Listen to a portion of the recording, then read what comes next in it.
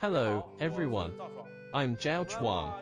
Today, let's draw the forelimbs of Allosaurus. The forelimbs of Allosaurus were somewhat small and short, but relatively long among carnivorous dinosaurs. Compared with T-Rex or Carcharodontosaurids, its front claws were much stronger. It had 3 fingers on its forelimbs, all with sharp claws. The first finger was very short, the second finger the longest, and the shortest and thinnest was the third one. We must pay attention to this order when drawing. Although the first finger was short, it was thicker, and smallest was the last one, so that we can distinguish the different sizes of its 3 fingers. Now let's draw its forelimbs. Let's start by drawing its shoulders first. Its shoulders look very muscular. Here is its shoulder blade. Although the shoulder blade was a relatively thin rod-like structure, it linked a large number of muscles on its surface. The front of the shoulder blade connected to the muscles of the neck, and the rear of it connected to the back, and the muscles that pulled the upper arm downward. Therefore, when alive, its entire shoulder blade should be very full. A very large triangular muscle was in the front of the shoulder.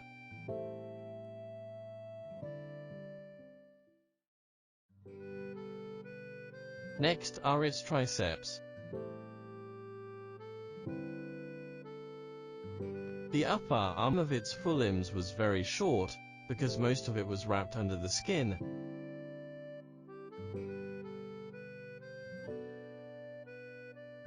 And the entire upper arm looked like a short triangle.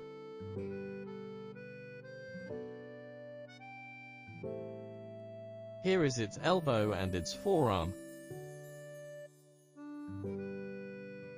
Its forearm was almost the same length as the upper arm. This is the outline of its chest and abdomen. There were many wrinkles behind its armpits.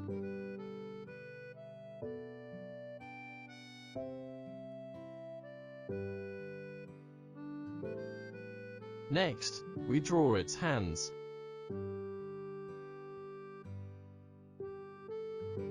It had 3 fingers, and at the base of the fingers were the metacarpal bones.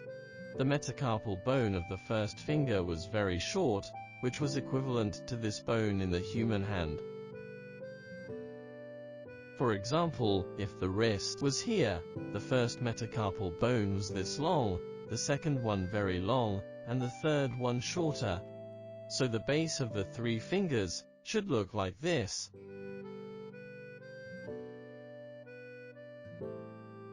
Next are its fingers. The first finger had only 1 bone, so this finger couldn't bend, and only the base could move.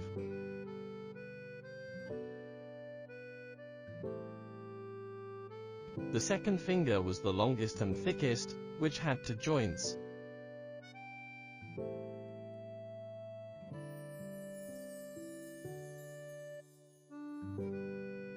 The third finger had 3 phalanges.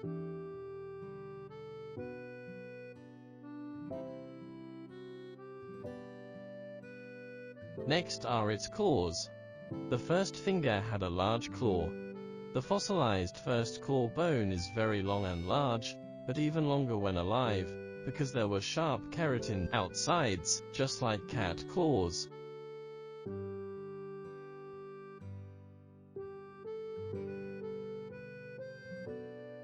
There were blood grooves on the sides of these claws, which had 2 functions. One was to fix the nails, and the other was that there were blood vessels to provide nutrients to the nails.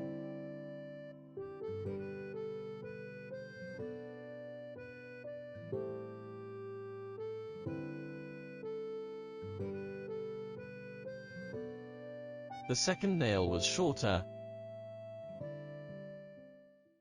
and the third claw was the shortest and smallest.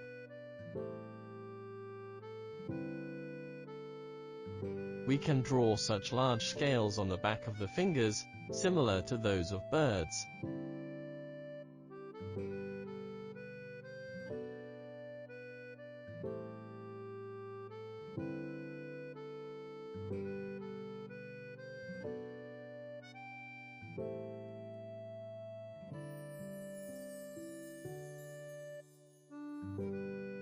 Lastly, we draw some wrinkles on the wrist.